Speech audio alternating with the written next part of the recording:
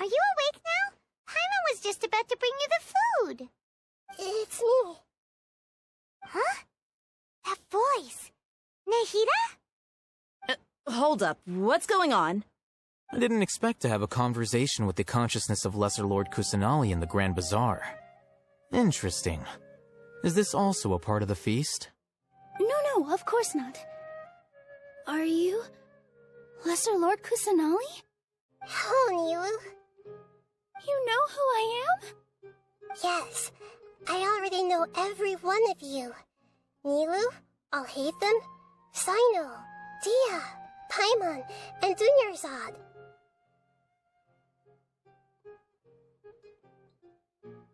Lesser Lord Kusanali? I took the liberty of occupying the traveler's body so that I could thank all of you in person. Thank you so much for rescuing me, even if that meant placing your own safety in peril and taking the risk of becoming enemies with the academia, the sages, the doctor, the balladeer, and even the entirety of Sumeru. Without you, without any of you, I would have been in a much more difficult situation. Had you not helped me to resolve the crisis, not only I, but Sumeru and even the entirety of Teyvat would have suffered great misfortune. People refer to you as the heroes who managed to rescue a god. I'm quite fond of this name. It not only explains your identities, but also bears witness to your relationship with me. Please, allow me to present to you my most sincere gratitude. Lesser Lord Kusanali, you have done so much for Sumeru, and I didn't even have a chance to do anything for you. You don't have to do this. Dunyarzad, the suffering you endured during your illness is also proof of you being with me and praying for me. Thank you. You don't need to be so ceremonious. It's always been my duty to protect you. This is how the relationship between the Academia and Dendo Archon should be. We just did what was necessary and set things back on the right path. You're an Archon, but you act so humble. You really don't need to be so polite with us.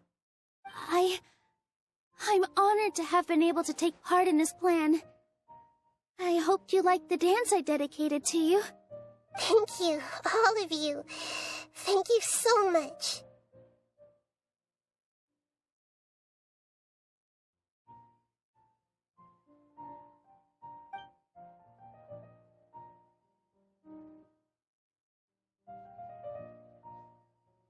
Yeah.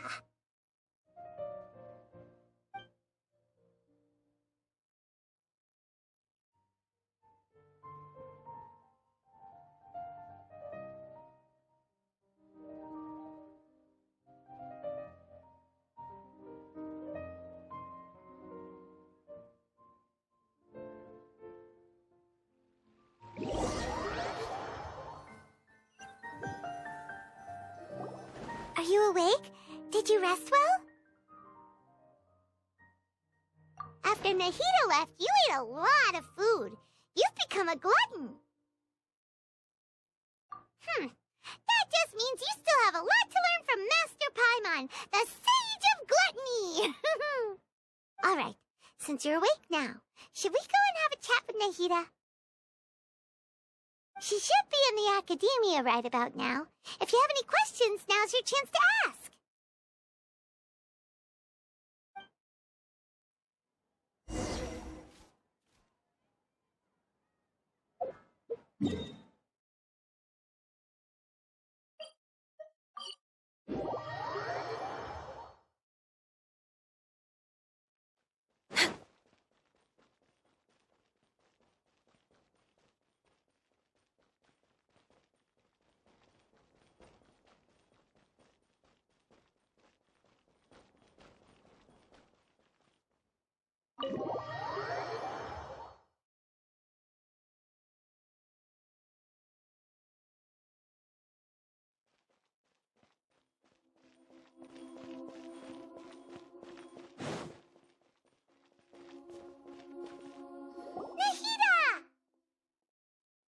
Traveler and Paimon. What a fantastic night! I'm still immersed in all the happiness and joy, like a candle floating on water. So are we, and that's why we're here to talk with you. Is there anything you want to know?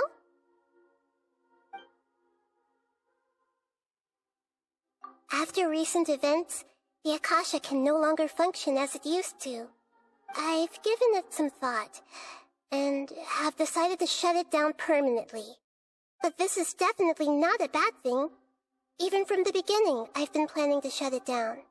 The Akasha's centralized administration of knowledge has always restrained people's curiosity and curtailed the number of paths available to them. I don't think this is good for Sumeru.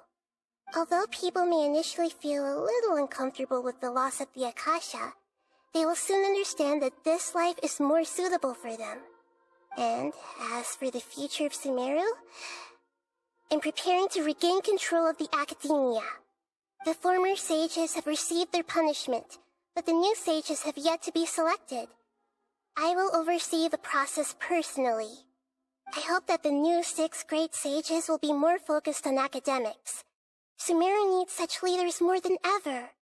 The other big issue is the people of King Deshret.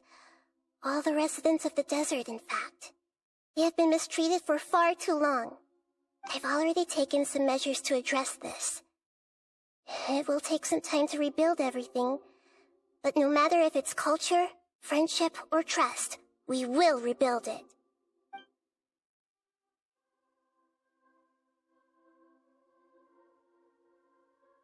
You mean, what happened after the doctor put you to sleep? Not exactly. The top-ranked Fatui Harbingers, up to number 3, possess power comparable to that of gods. I was no match for him in that kind of situation. However, in spite of the bad situation, I still managed to make a fair deal with the doctor. I'm sure you remember the entity that changed your fate, the Heavenly Principles. In fact, the Heavenly Principles has been quiet since the Conria disaster 500 years ago. I used this point as leverage against the doctor. I told him that the Heavenly Principles may be awakened if I destroy the Gnosis. Although it's just a bluff, he still fell for it. I assumed that the Heavenly Principles wouldn't just stand by and let such extensive damage to its laws take place. And as for what I exchanged for the Gnosis, the exchange served as both punishment for the doctor as well as a boon of new knowledge that I couldn't refuse as the God of Wisdom.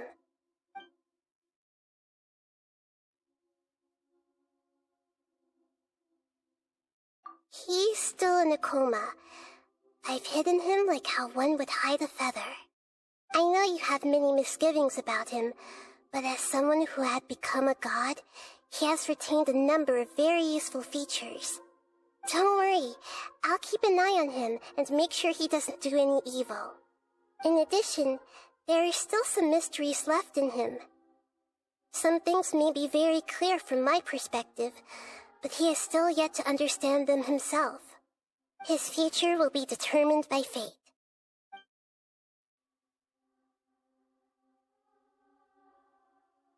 Is that where you're headed next? Fontaine, the Nation of Justice?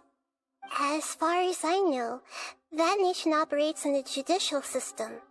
Does their Archon personally judge people? No, there's a Chief Justice in Fontaine. Generally speaking, the Hydra Archon, Focalor, won't preside over individual trials. However, even then, Focalor will still make herself present at just about every trial. It seems that she just likes to immerse herself in that sort of atmosphere.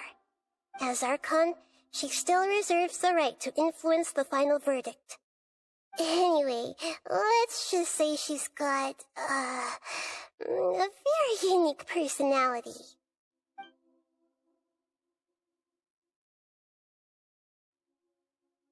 Are you sure? Isn't there something else you haven't asked about yet? Huh? You mean... About your sister. While you were resting at Gandharvaville, I took some time to perform an Irminsul search for information on your sister.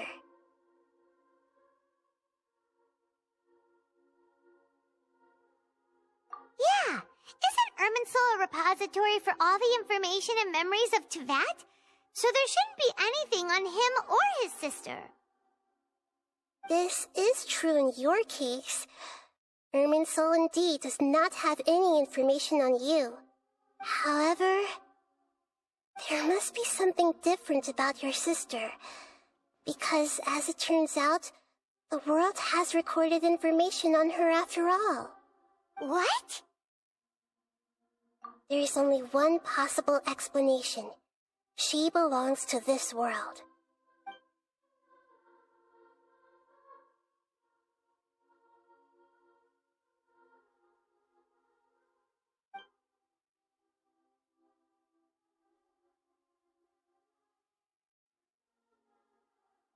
But nothing about this makes any sense! Wasn't this your first trip to Teyvat?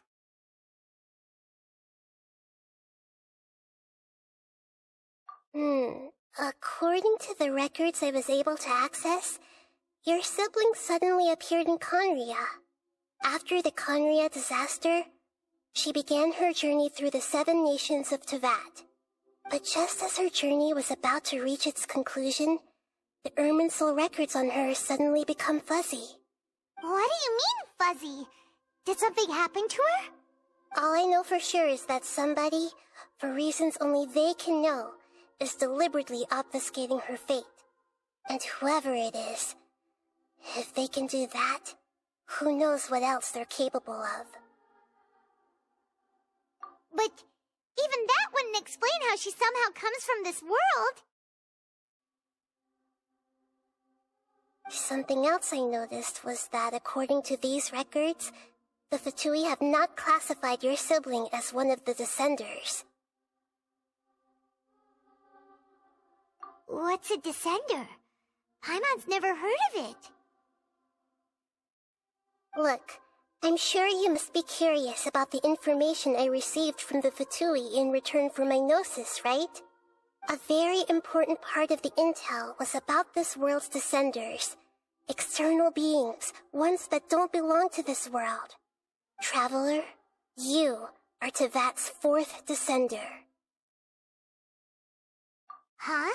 So the Fatui count 3 other Descenders before the Traveler, and his sister isn't even one of them? That's right. My current hypothesis is that the first Descender was likely what we now call the Heavenly Principles. As for the other Descenders, I still need to verify their existence. It could take me some time. Paimon's head's about to burst from all this crazy new information. And yet, even knowing all this, I'm sure you must still have a lot of unanswered questions. I must say, I truly regret that I can't help you more as the God of Wisdom. There are many questions in my heart as well. I will need some time to go through each one of them. And soon, you'll also begin your journey anew and depart from Sumeru. I'm very interested in your future. It's a journey that can't be observed or recorded by this world. If fate is the ultimate knowledge, then your future will be the ultimate fate. Paimon's sure glad we got to meet you, Nahida. The pleasure is all mine. I can't thank you enough. Alright, that's enough talk for today.